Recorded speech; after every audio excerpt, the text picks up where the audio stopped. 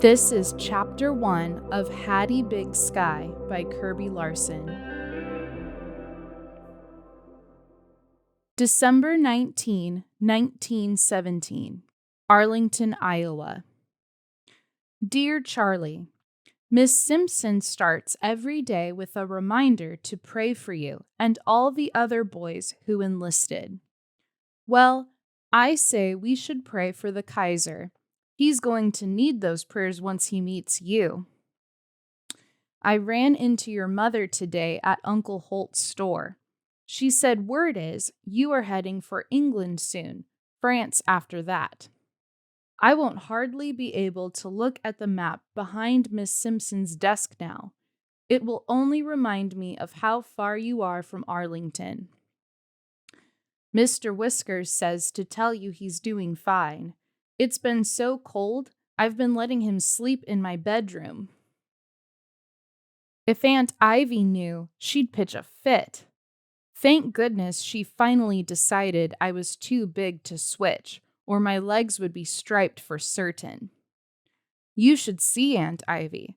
She's made herself a cunning white envelope of a hat with a bright red cross stitched on the edge. She wears it to all the Red Cross meetings. Guess she wants to make sure everybody knows she's a paid-up member. She's been acting odd lately. Even asked me this morning how I was feeling. First time in years she's inquired about my health. Peculiar. Maybe this Red Cross work has softened her heart. Mildred Powell's knitting her 5th pair of socks. They're not all for you, so don't get swell-headed. She's knitting them for the Red Cross. All the girls at school are. But I suspect the nicest pair she knits will be for you. You must cut quite the figure in your uniform. A figure 8, haha. Seriously, I am certain you are going to make us all proud. Aunt Ivy's home from her meeting and calling for me. I'll sign off now, but we'll write again soon. Your school friend, Hattie Inez Brooks. I blotted the letter and slipped it in an envelope. Aunt Ivy wouldn't think twice about reading anything she'd found lying around, even if it was in my own room on my own desk. Hattie, Aunt Ivy called again. Come down here. To be on the safe side, I slipped the envelope under my pillow, still damp from my good cry last night. Not that I was like Mildred Powell, who hadn't stopped boo-hooing since Charlie left. Only Mr. Whiskers and my pillow knew about my tears in the dark over Charlie. I did fret over his safety, but it was pure and sinful selfishness that wet my eyes at night. In all my 16 years, Charlie Hawley was one of the nicest things to happen to me. It was him who'd stuck up for me when I first came to live with Aunt Ivy and Uncle Holt, so shy I couldn't get my own name out. He'd walked me to school that very first day and every day after. Charlie was the one who'd brought me Mr. Whiskers, a sorry-looking tomcat who purred his way into my heart. The one who'd taught me how to pitch and me a southpaw. So maybe I did spend a night now and then dreaming silly girl dreams about him, even though everyone knew he was sweet on Mildred. My bounce around life had taught me that dreams were dangerous things. They look solid in your mind, but you just try to reach for them. It's like gathering clouds. The class had voted to see Charlie off at the station. Mildred clung to his arm. His father clapped him on the back so often I was certain he'd end up bruised. Miss Simpson made a dull speech as she presented Charlie with a gift from the school. A wool stocking cap, and some stationery. Time to get aboard, son, the conductor called. Something shifted in my heart as Charlie swung his foot up onto the train steps. I had told myself to hang back, didn't want to be lumped in with someone like Mildred, but I found myself running up to him and slipping something in his hand. For luck, I said. He glanced at the object and smiled. With a final wave, he boarded the train. Oh, Charlie! Mildred leaned on Mrs. Holly and sobbed. There, there. Charlie's mother patted Mildred's back. Mr. Holly took a bandana from his pocket and made a big show of wiping his forehead. I pretended not to notice that he dabbed at his eyes too. The others made their way slowly down the platform back to their cars. I stood watching the train a bit longer, picturing Charlie patting the pocket where he'd placed the wishing stone I'd given him. He was the one who'd taught me about those too. Look for the black ones, he'd told me, with the white ring around the middle. If you throw them over your left shoulder and make a wish, it's sure to come true.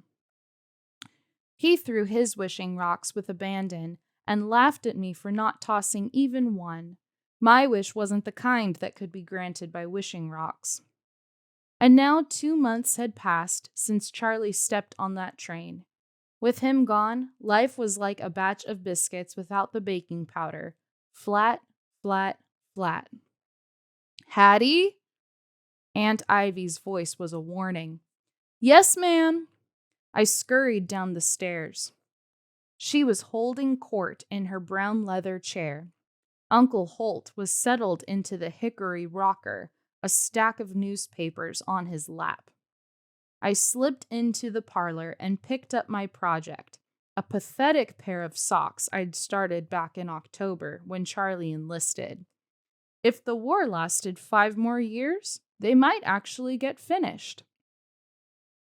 I held them up, peering through a filigree of dropped stitches. Not even a good chum like Charlie could be expected to wear these. I had a lovely visit with Iantha Wells today.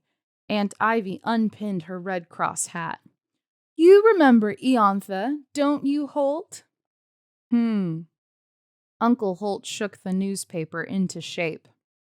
I told her what a fine help you were around here, Hattie. I dropped another stitch. To hear her tell it most days, there was no end to my flaws in the domesticity department. I myself never finished high school. Not any sense of it for some girls. Uncle Holt lowered one corner of the paper. I dropped another stitch. Something was up. No sense at all. Not when there's folks like Iantha Wells needing help at her boarding house. There, it was out. Now I knew why she had been so kind to me lately. She'd found a way to get rid of me. She smoothed her skirt again. God moves in mysterious ways. We should not question this bounty from Iantha. Though her comments directly affected me, I knew better than to say anything. Yet. Uncle Holt tamped the Prince Albert tobacco down in his pipe. There are only a few months left of the school year. He lit it and took a puff before continuing. Seems to me it makes more sense for Hattie to finish. This wasn't the first time Uncle Holt had taken my side. I resolved to polish his shoes for him that very night in thanks for it. Aunt Ivy glided on as if Uncle Holt hadn't spoken. It was agreed that Hattie would go where she was needed, and she is needed at Iantha's. And not wanted here, I added. To myself, of course. Uncle Holt squinted at me through the curlicues of cherry-scented smoke. Do you want to finish school? I set my knitting on my lap and considered my answer. For all I loved books, school was a chore, especially without the diversions Charlie provided. But compared to working for Iantha Wells, she knows too much already, snapped Aunt Ivy, or thinks she does. This with a glower in my direction. It's Hattie's soul we must think of. Helping Iantha would foster a spirit of charity in the child. Charity and... Here Aunt Ivy stumbled, as if even she couldn't imagine what working in a boarding house could possibly teach someone like me. And other womanly skills. It's quite the opportunity for a hard-working girl. 2 bright red spots glowed on her cheeks. Not much doubt that she was peeved, and not much doubt as to why. It galled her that Uncle Holt would ask my opinion about anything, let alone my own future. I was simply Hattie here and there with no right to an opinion. I'd been orphaned before I'd lost my baby teeth. Pa's story was a familiar one to any miner's family. The coal dust ate up his lungs. I was just 2 or 3 when he passed. Aunt Sia took me in when I was 5, after Mama died. The doctor said it was pneumonia that took her, but Aunt Sia claimed it was a broken heart. The kindest of my many stops along the way, she gave me the gift of certainty that my parents had loved one another. After Aunt Sia got too old to keep me, I was shuffled from one relative to another, some of them pretty far down on the shirt tail. I'd stay to help out with this sick person or that until I'd run out of folks who needed help and didn't mind an extra mouth to feed to get it. I was 13 when Aunt Ivy took me in. She's really no aunt at all.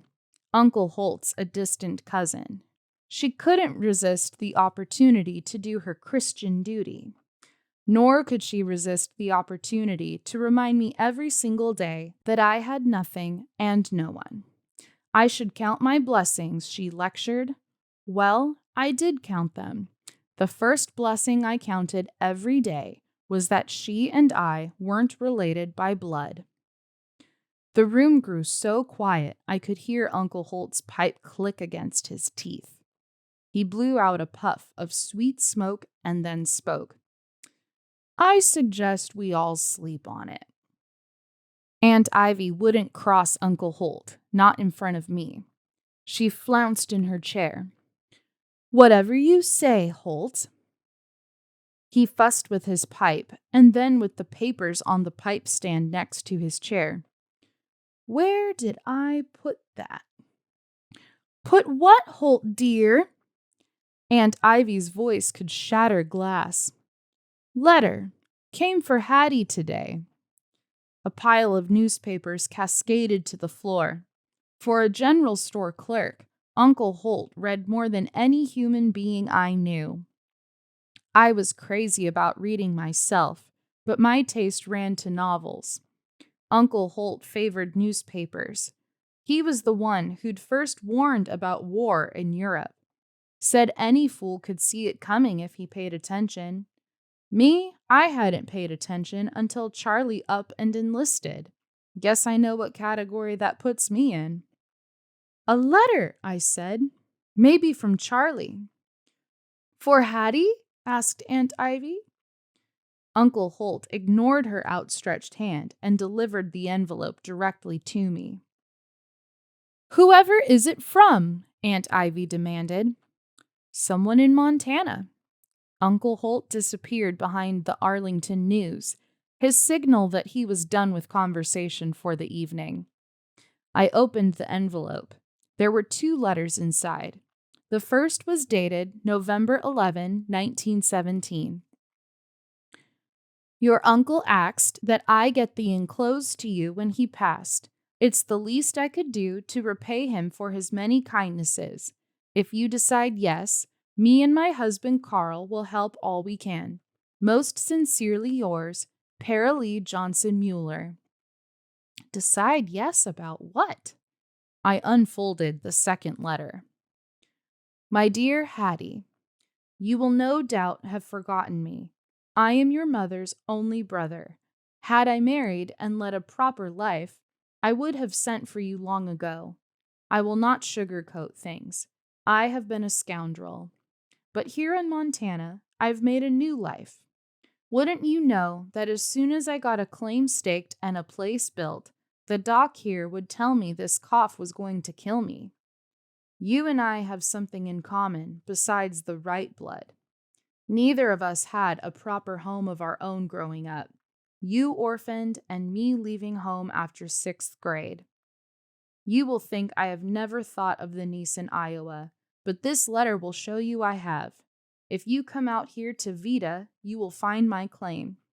I trust you've enough of your mother's backbone to meet the remaining requirements. If you do, and you have 1 year to do it, 320 Montana acres are yours." "Oh." I grabbed the arm of the settee. "What is it? Bad news?" Aunt Ivy was at my side, eagerly peering over the shoulder. With a slight stutter, I read aloud the last paragraph of the letter.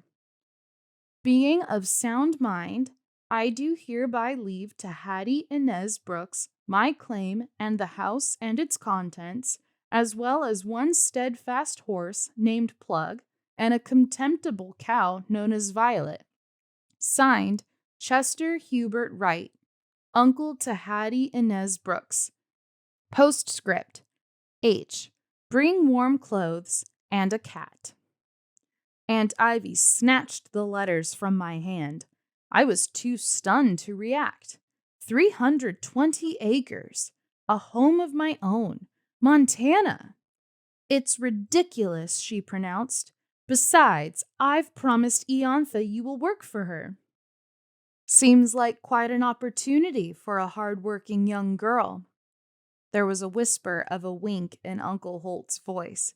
"It's insanity," sputtered Aunt Ivy. "Holt, not another word. Hattie—" "As you say, Aunt Ivy, God moves in mysterious ways." I took the letters back from her, folded them, and put them in the pocket of my skirt. "If you'll excuse me, I have a letter to write." Paraly's letter was answered with one line, "I will come." Telling Charlie took a mite longer. I didn't want him worrying about me while he was over there in France. I believe I struck the right tone in my postscript after only a dozen tries. "Think of how much more interesting my letters to you will be," I wrote. I posted both letters, the one to Charlie and the one to Paralee Mueller.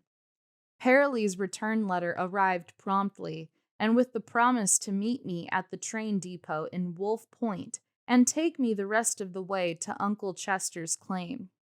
Almost as if she could read my mind, she added to Uncle Chester's brief list of instructions.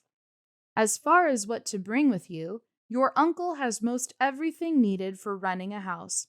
A sturdy hat to keep the sun and rain off, and maybe some bed linens, as Chester's are none too choice. Your new neighbor, Paralee Mueller." A smarter girl than me might have wobbled a bit at the thought of heading west to prove up a claim. I had lived on a farm with some cousins for 6 months, and I helped Uncle Holt with his vegetable garden every year, but that was the extent of my agricultural expertise. I pushed all doubts and worries away the moment they crept into my thoughts. All I could see was the chance to leave Aunt Ivy and that feeling of being the one odd sock behind. Resolute in my decision, I did what any good homesteader must do. I took the $400 my parents had left me out of the bank and bought warm clothes and a $12 ticket on the Great Northern Railway. Packing didn't take long. Uncle Holt gave me his old work boots, and Miss Simpson presented me with a copy of Campbell's 1907 Soil Culture Manual. Her brother had gone out to Montana himself and assured her this was the text any homesteader must have for farming in eastern prairie country. And, along with a warm embrace, Charlie's mother gave me a sturdy pair of canvas gloves. My last purchase was a wicker travel case for Mr. Whiskers. Aunt Ivy was still fuming about the whole thing and refused to come to the station. Uncle Holt drove me there in his new Ford town car. "I know you can do the work, Hattie." Uncle Holt unloaded my trunk, then handed me Mr. Whiskers in his case. "But there will be new ways to learn. Don't be too proud to ask for help." He pulled his pipe out of his pocket. "You know what Ivy says, pride goeth before a fall," I finished. My pridefulness was a constant source of sorrow and agitation for Aunt Ivy. She'd worn out many a switch trying to cure me of it. Uncle Holt busied himself with filling his pipe and tamping down the tobacco. As he lit it, I thought I saw a dampness in his eye. "Thank you, Uncle Holt." 3 years of small kindnesses flashed through my mind. I. Our eyes caught, and I felt he understood my feelings, even if I couldn't say the words. "I promise to write." "No pie crust promises now." He patted my shoulder awkwardly. "But it would be good to hear from you, now and again." "All aboard," called the porter. Mr. Whiskers and I boarded the train. Uncle Holt stood at the station and waved. I waved back. Then I settled myself in and faced west.